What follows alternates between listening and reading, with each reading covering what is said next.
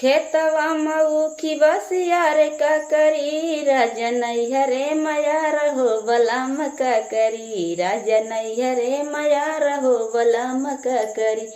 खेतवा मऊखी बसियार का करी राजा नैहरे मया रहो बलम का करी राजा नैहरे मया रहो बलम का करी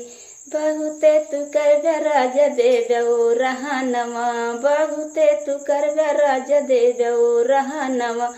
मम्मी और पापा हमर भाई का करी राजा नैहरे मया रहो बलम का करी राजा नैहरे मया रहो बलम का करी